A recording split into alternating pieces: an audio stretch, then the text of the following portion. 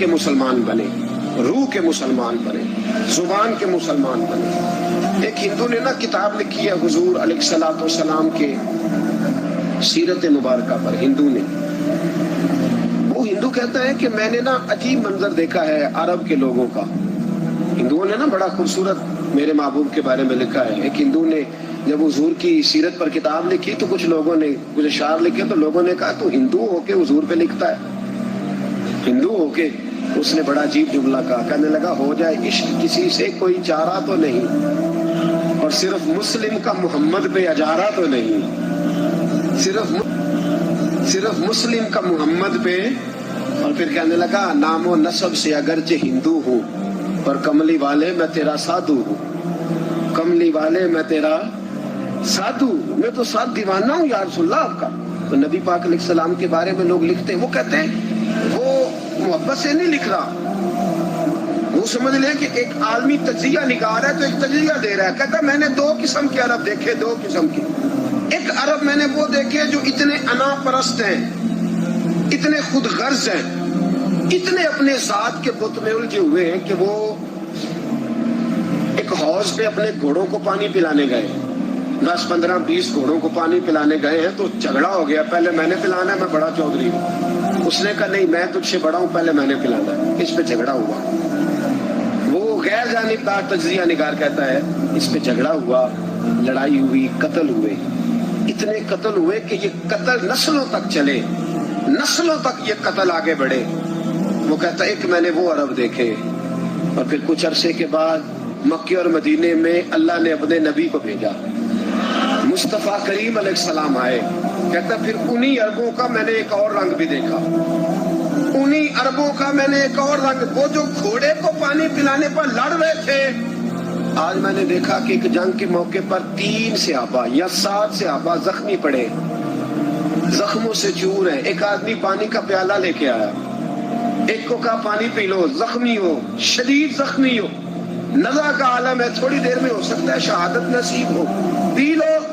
کل جو گھوڑے کو کہتا تھا پہلے میں نے پلانا ہے، میں نے پلانا ہے، آج وہی قوم میں نے عجیب رنگ دیکھا، کہا پانی پی لو۔ تو کہنے لگا یار میں تھوڑا زخمی ہوں، یہ جو میرے ساتھ لیٹا ہے یہ زیادہ زخمی ہے، پہلے اس کو پلا دے، میرے بھائی کا بھلا ہو جائے۔ کہتا پانی لے کے اس کے پاس پہنچے، اس کو کہا تو پی لے، تو وہ کہنے لگا نہیں میں زخمی ضرور ہوں پر جوان ہوں، یہ میرے ساتھ جو صحابی لیٹے ہیں یہ زخمی بھی ہیں، بوڑھے بھی ہیں، ان کو پہلے پلا۔ میں بات کہتا میں تیسرے کے پاس گیا تو اس نے کہا نہیں یار چوتھے کو پلا، وہ زخمی بھی ہے، بیمار بھی ہے، اسے زیادہ ضرورت ہے۔ کہتے چوتھے کے پاس گیا تو وہ تڑپ اٹھا، کہنے لگا 5ویں کو پلا، اس لیے کہ اسے زخم مجھ سے پہلے لگا ہے، اس کا جہاد بھی مجھ سے سخت ہے۔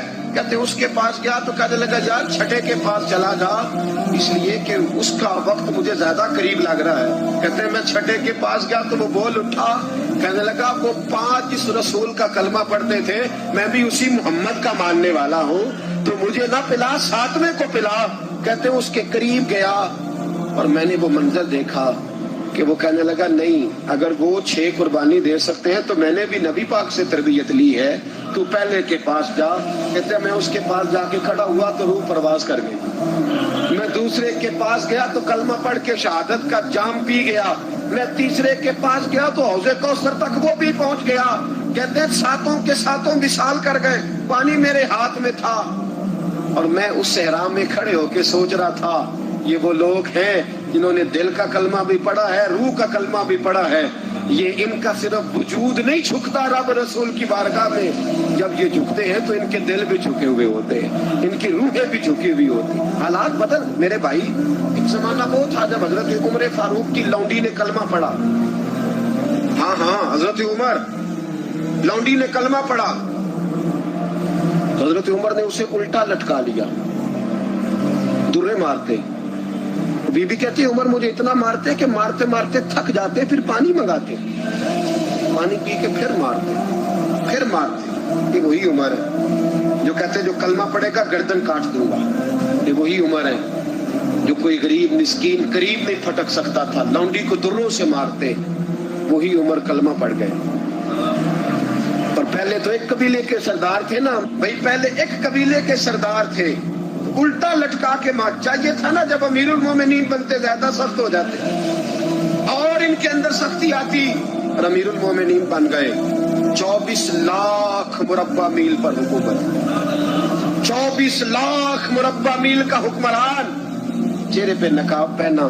کنز الاموال میں روایت موجود, وہی عمر جو کل غریب عورت کو دروں سے مارتے ہیں, وہی عمر. انقلاب آ گیا, سوچ بدل گئی, نگاہ اور دل مسلمان ہو گئے. عمر گزر رہے ہیں, ایک گھر سے بچوں کے رونے کی آواز آئی. چہرے پہ نقاب پہنے عمر رک گئے. افلا غلام ساتھ تھا, کہنے لگے پتہ کر کوئی مسئلہ ہے. دروازے پہ دستک دی. بی بی تیرے بچے کیوں روتے ہیں؟ کہنے دوڑ جاؤ. کون ہوتے ہو؟ تمہیں کیوں بتاؤں؟ غریب ہر ایک کو نئی داستان بتائیں. کبھی ایک جماعت آ گئی, مجھے بتاؤ میں حل کروں گا.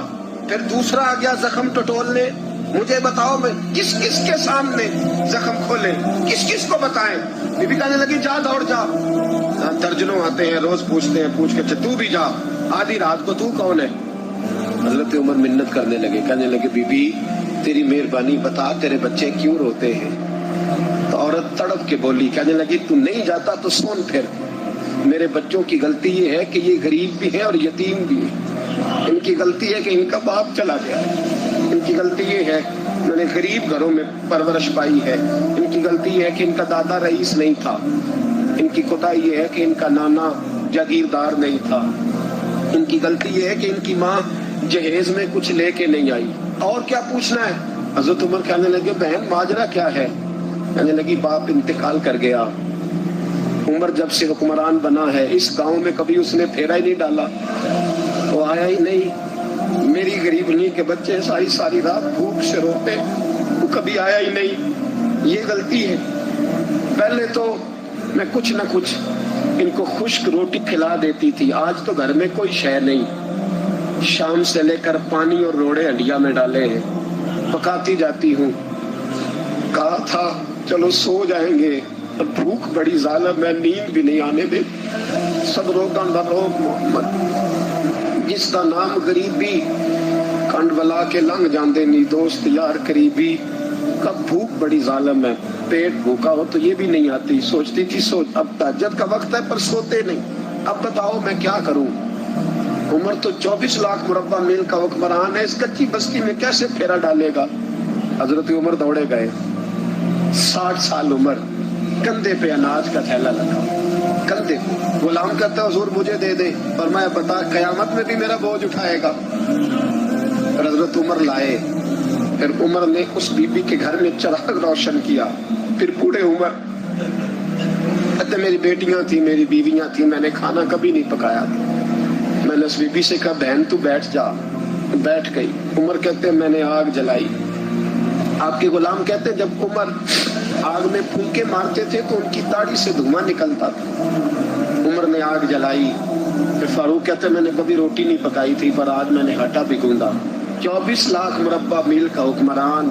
اور بھائی جب تیرا دل اور نظر مسلمان ہوتی ہے تو پھر تو جھوٹے دعوے نہیں کرتا, پھر دین تیرے لفظوں میں, جملوں میں, تقریروں میں نہیں رہتا. حضرت سیدنا عمر فاروق رضی اللہ تعالیٰ عنہ آٹا گونتے, داڑھی ساری آٹے سے بھر گئی. پھر عمر فاروق روٹیاں پکاتے تو ہاتھ جلتے. پھر سالن پکایا. پھر عمر نے دسترخوان بچھایا. پھر وہ چھوٹے چھوٹے بچوں کا عمر نے منہ دھلایا. پھر فاروق اعظم روٹی کے لقمے ان کے منہ میں ڈالتے اور روتے, کہتے بیٹو عمر کو پتہ نہیں چلا کہ تم بھوکے تھے. بیٹیوں عمر کو خبر نہیں تھی. عمر سے ناراض تو نہیں ہو. چھوٹے چھوٹے بچے کہتے ہمیں تو پتہ بھی نہیں عمر کون ہے, آپ کیا بات. پھر ان کو عمر فاروق نے کھلایا. پھر فاروق اعظم سیر میں بیٹھ گئے, ان کو ہنساتے رہے. غلام کہتے حضور اب کیا کرتے ہو؟ فرمایا جو میری وجہ سے روئے تھے انہیں خوش نہ کروں. پھر اس بی بی کی طرف متوجہ ہوئے, کہنے لگے اگر عمر نہیں آیا تو آپ ہی خبر کر دیتی. بی بی کہنے لگی ڈیوٹی عمر کی ہے خبر لینے کی, میری نہیں ہے کہ میں جا کے بتاؤں. میں کیوں بتاؤں؟ حضرت عمر کہنے لگے چل عمر کو معاف کر دے. کہنے لگی اسے کیا معاف کرنا ہے, میں تو دعا کرتی ہوں اللہ اسے ہٹا دے اور آپ کو بنا دے. میری دعا ہے کہ وہ چلا جائے آپ آ جائیں, پر میں اگر میں بن جاؤں تو عمر کو معاف کر دو گی؟ کہا ہاں کر دوں گی. حضرت عمر نے چہرے سے نقاب اتارا.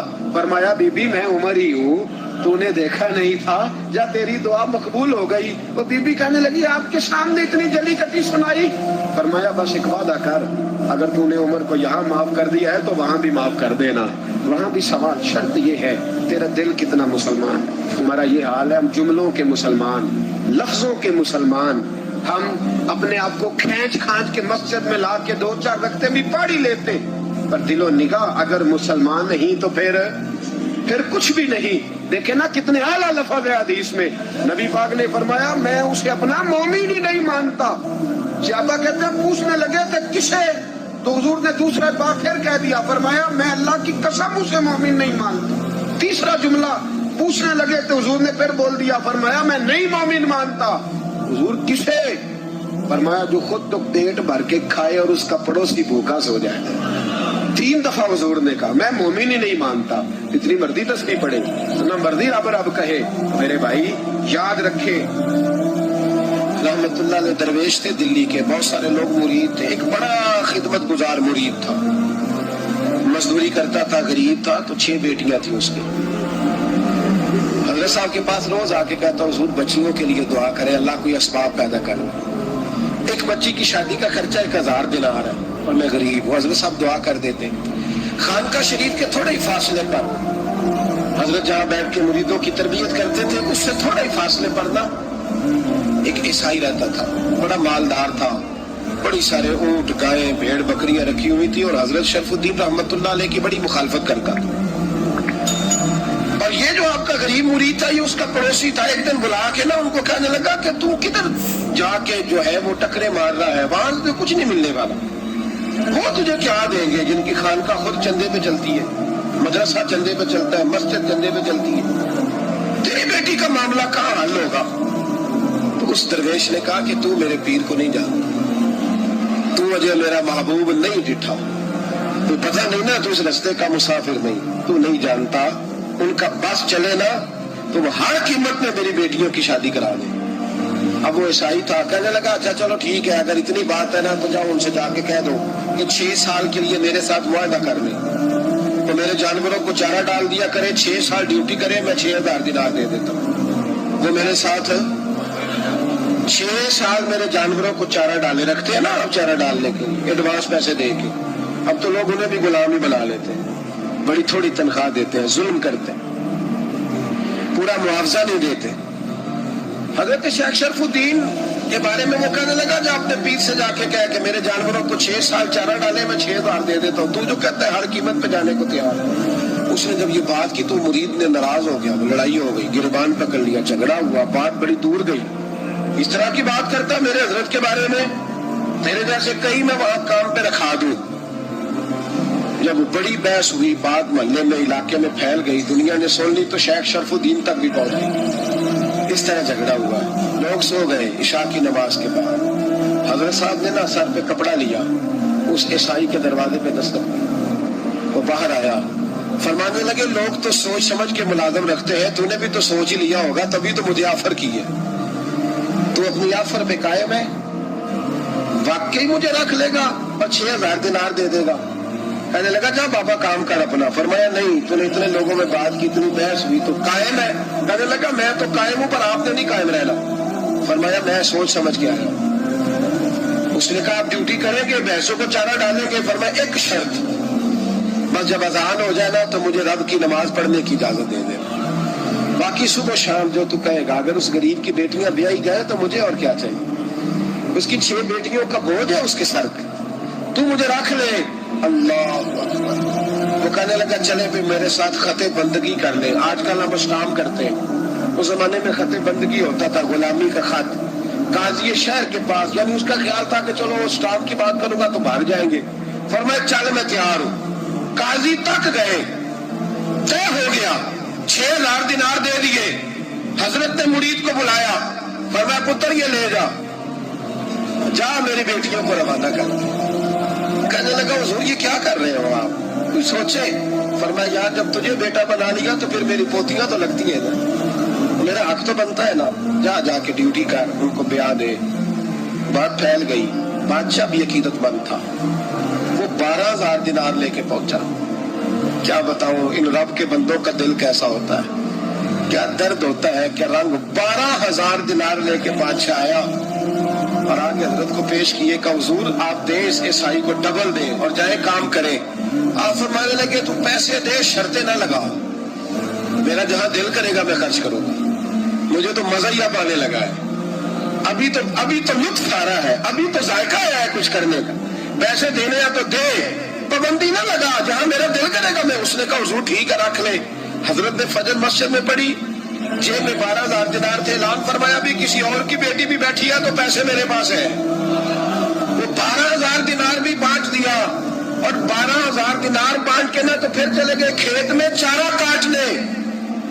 اس عیسائی کو کسی نے بتلایا کہ ان کے پاس تو 12,000 آیا ہے پر تجھ سے جان نہیں چھڑائی انہوں نے. تو وعدہ یہ ہوا تھا کہ 6 دیں گے تو جائیں گے, جب تک دیں گے نہیں تیرے گھر میں کام کریں گے. وہ نہ چارہ کاٹ رہے تھے, حضرت صاحب تو وہاں پہنچ گیا, دور جا کے کھڑا ہو گیا, کہنے لگا بابا پہلے تو میں نے مسلمانوں کے اخلاق سنے تھے, اب تو میں نے دیکھ بھی لیے, اور یہ بتا جب 12,000 آیا تھا جان کیوں نہیں چھڑائی؟ تو حضرت چارہ کاٹتے کاٹتے رو پڑے, فرمانے لگے تو نہیں نہ جانتا یہ بیٹیاں سانجی ہوتی ہیں, پتہ نہیں نا.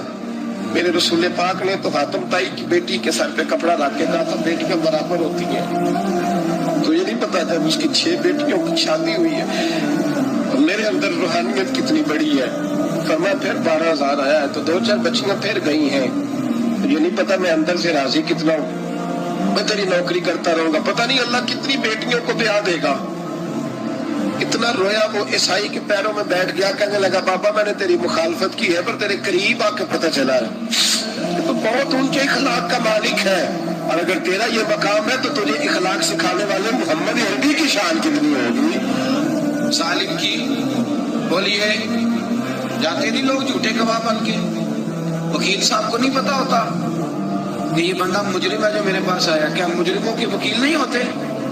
بولے اس کو پتہ نہیں ہوتا وکیل صاحب کو کہ یہ صاحب مجرم ہے, میرے پاس مقدمہ لے کے آئے, اور اگر بے ادبی نہ ہو جائے تو میرا خیال ہے قاضی عدالت کو بھی پتا ہوتا ہے کہ مجرم کون ہے اور مظلوم. میرے نبی پاک صلی اللہ علیہ وسلم نے اس قدر زیادہ سختی فرمائی اس مسئلے میں, فرمایا جس کو پتا تھا کہ فلاں آدمی ظالم ہے, ظلم کر رہا, پھر وہ ظالم کا گواہ بنا یا اس نے ظالم کی مدد کی, کتنی کی؟ شارحین لکھتے ہیں چاہے اس نے ایک جملہ بول کے کی, چاہے ایک, سارے بولیے, چاہے ایک غریب کو اس نے ظلم کیا تو کہتے ہیں علاج یہ سی, چاہے ایک جملہ بول کے کی, شارحین اس حدیث کی شرح میں لکھتے ہیں ایک جملہ بول کے چاہے مدد کی. جس بندے نے کسی ظالم کی مدد کی کسی مقدمے میں یا کسی صورت میں, اور اسے پتا تھا یہ ظالم ہے, میرے نبی پاک صلی اللہ تعالیٰ علیہ وسلم فرماتے ہیں اگر اس نے مدد کی, ابھی ظالم کی بات نہیں ہو رہی, ظالم کے مددگار کی بات ہو رہی, اگر کسی نے ظالم کی مدد کی تو حضور فرماتے ہیں خدا بھی اس سے بری ذمہ ہے, رسول بھی اس سے بری ذمہ ہے. سنبھال کے رکھے اپنی نمازیں, قربانیاں, حج, زکوٰۃ سنبھال کے رکھے. اگر ظالموں کا مددگار ہے, الیکشن آ لینے دے, آپ کو نظر آ جائے گا کون کون ظالموں کا مددگار ہے, نظر آ جائے. اپنی جیب سے لوگ پیسے دے کے ظالموں کی مدد کریں گے, ان کے فلیکس چھپوائیں گے, بورڈ لگوائیں گے, جیبوں سے پیسے دیں گے. ہم نے خود آگ لگائی ہے چمن میں اپنی, بے سبب گردشی ایام کو الزام نہ دو, ہم نے خود نور کا ظلمت سے کیا ہے سودا, کر کے توہین سحر شام کو الزام نہ دو.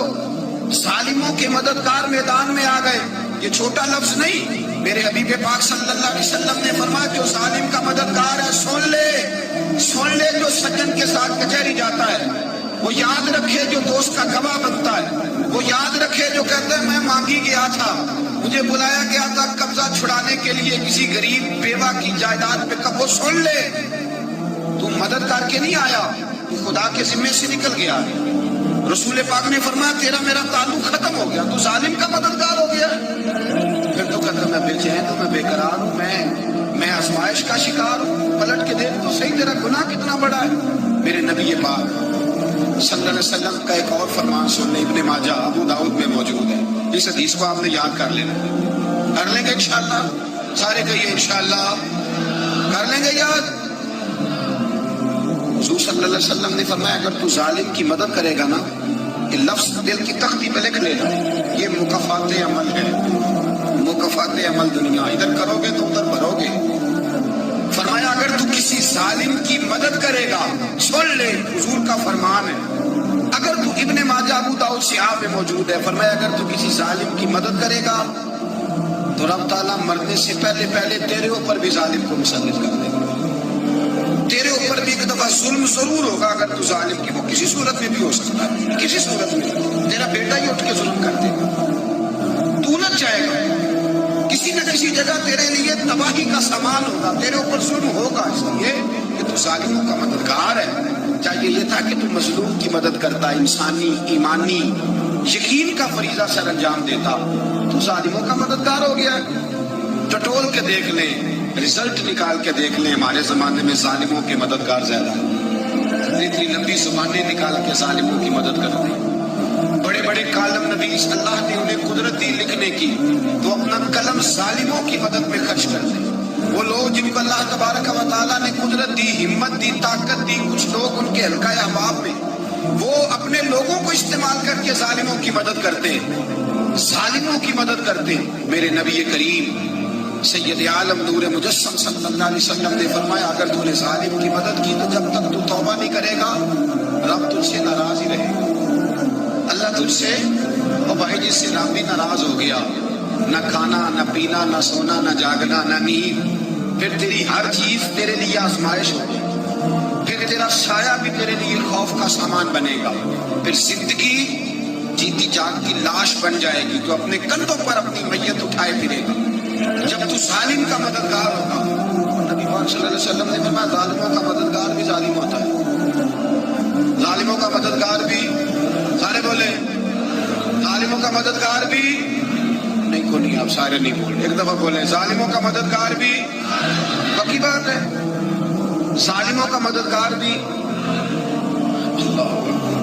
جس کا یارانہ ہو، جس کا دوستانہ ہو، جو کہے میں نے نا اس کو اوکھے ویلے کے لیے ظالم کو یاد رکھا ہوا ہے، کبھی مشکل پر رکھے نہیں ہوئے لوگوں نے ظالم دوست، کہتے میں نے رکھے ہوئے ہیں، بلکہ ہمارے دیہات میں تو کہتے ہیں میں نے بازو بنائے ہوئے، کس کو بازو بنا لیا؟ ظالم بھی کبھی بازو ہوتا ہے، جو ظلم کی تلوار لیے میدان میں کھڑا ہے۔ قارون، حامان، فرعون، نمرود کا حال نہیں لوگوں نے دیکھا؟ اپنے زمانے میں آپ نے کتنے لوگ نہیں دیکھے جن کے سائے سے آواز سے لوگ کانپتے تھے؟ پھر پولیس کی گاڑیوں میں وہ اس طرح مردہ پڑے کہ دنیا نے تماشا دیکھا ان کا، یہ رنگ ہم نے دیکھے نہیں اپنے آنکھوں سے۔ فرمایا ظالم کا مددگار بھی، جو کار میں بٹھا کے لے کے گیا وہ بھی ظالم، جس نے چائے پلائی وہ بھی، جس شخص نے کھانا کھلایا وہ بھی، جو کچہری تک ساتھ گیا وہ بھی، جس نے فلیکس کے نیچے بڑے شرابی کے نیچے چھوٹی اپنی فوٹو لگائی وہ بھی، جو ووٹ کی پرچی ڈالنے گیا وہ بھی۔ کہہ دینا باہر نکل کے کہ حضرت صاحب نے سیاسی تقریر کی ہے، کہہ دینا، پر بات تو سچی ہے نا، تو کرے ہم تو سے تھوڑا سا گلا بھی سن لیں، سکو کرے ہم تو سے تھوڑا سا بھی گلا۔ امام مالک کے پاس ایک بندہ آیا، اس نے کہا حضور میں درزی ہوں، ایک ظالم بادشاہ مجھ سے کپڑے سلواتا ہے، میں تو ظالموں کا مددگار نہیں نا۔ ایک ظالم بادشاہ مجھ سے، حضور میں تو مددگار نہیں نا ظالموں کا، جو فرمایا ظالموں کا مددگار بھی ظالم ہوتا ہے، تو کپڑے لے کے آتا ہے میں سی کے دے دیتا ہوں، ذمہ داری نہیں سمجھے۔ یہ ایک آدمی دکاندار ہے، اس سے کوئی بندہ چیز خریدنے آئے گا تو تھوڑی کہے گا میں نے نہیں دینی، تو دے گا۔ کوئی بندہ اگر کسی شخص سے کوئی کام کہتا ہے جو اس کی فیلڈ ہے، اس کا شعبہ ہے، اس کا معاش کا وہ سلسلہ ہے، کہتے ہیں یا رسول اللہ صلی اللہ علیہ وسلم ظالموں کا مددگار بھی ظالم، حضور نے فرما دیا۔ تو امام مالک سے بندے نے مسئلہ پوچھا، دل کی تختی پہ لکھنے والی باتیں ہیں، کہا حضور میں درزی ہوں، ظالم کپڑے سلواتے ہیں، میں تو مددگار نہیں نا۔ امام صاحب کہنے لگے نہیں، مددگار تو وہ ہوگا جو تجھے سوئی دھاگا فراہم کرے گا، تو پورے کپڑے سی کے دیتا ہے، تو خود بہت بڑا ظالم ہے، تو پورے سوٹ سی کے دیتا ہے، تو بہت بڑا ظالم خود ہے۔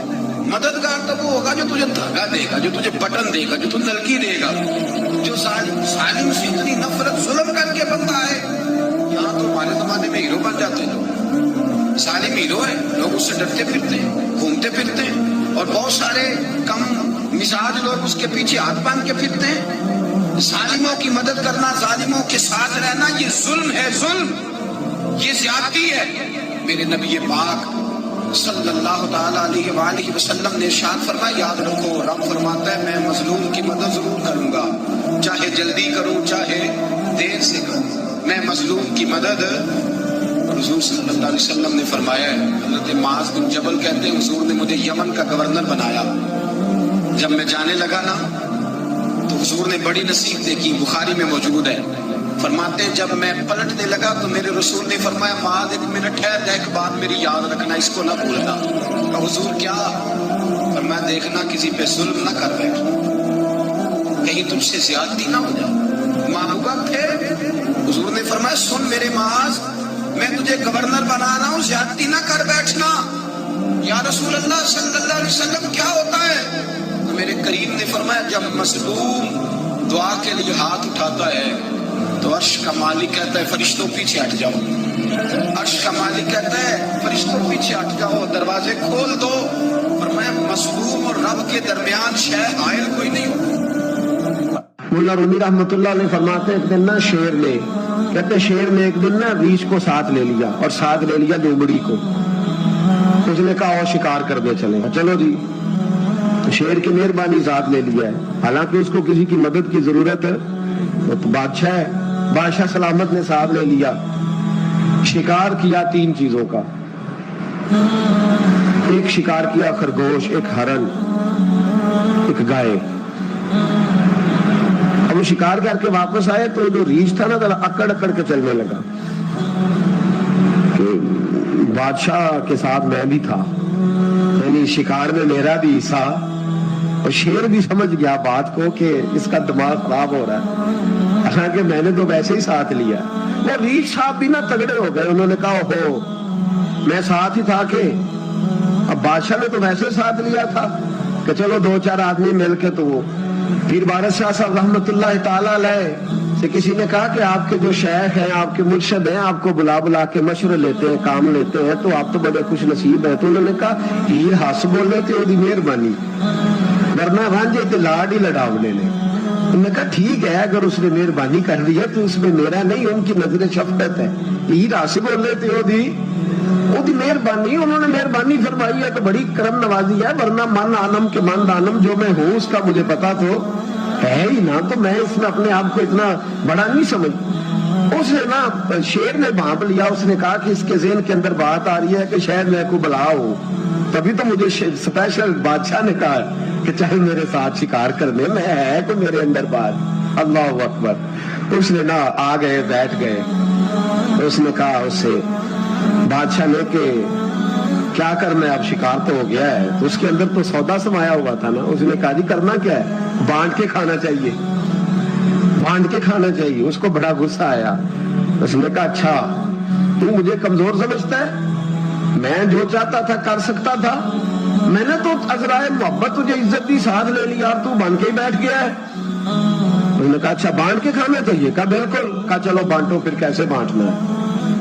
ہرن کا اور بکرے کا گوشت ایک جیسا ہوتا ہے، بلکہ ہرن کا زیادہ مہنگا ہوتا ہے، لذیذ ہوتا ہے۔ اب اس نے تقسیم کیسی کی جی، اس نے چلاکی کرنی چاہیے، کہنے لگا جی تقسیم سیدھی سی ہے، آپ بڑے ہیں، گائے آپ کی، 3 جانوروں کا شکار ہوا نا، گائے، ہرن اور خرگوش۔ کہنے لگا آپ بڑے ہیں، گائے آپ کی، میں درمیانہ ہوں تو ہرن میرا، اور لومڑی چھوٹی ہے تو خرگوش ہے لومڑی کا۔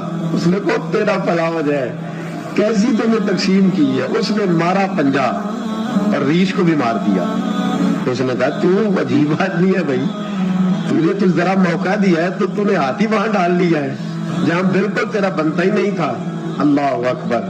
اس نے کہا اچھا مر گیا۔ اب لومڑی بھی سنبھل کے بیٹھ گئی، لومڑی ذرا تیز ہے، چلاک ہے، تو مولا رومی علیہ رحمہ کہتے ہیں، اور شیر کہنے لگا لومڑی سے چل تو تقسیم کر، تو تقسیم کر کیا کرنا چاہیے۔ تو کہنے لگی بادشاہ سلامت تقسیم بڑی سادی سی ہے، سویرے ناشتہ خرگوش کا کرے، دوپہر کو آپ جب کھانا کھانے لگے تو ہرن تناول فرمائے، اور شام کو جب آپ زیادہ کھاتے ہیں تو آپ گائے کھائے، یہی تقسیم ہے۔ بڑا راضی ہوا شیر۔ اس نے کہا تم نے یہ تقسیم بڑی اچھی کی ہے، یہ کہاں سے سیکھی ہے؟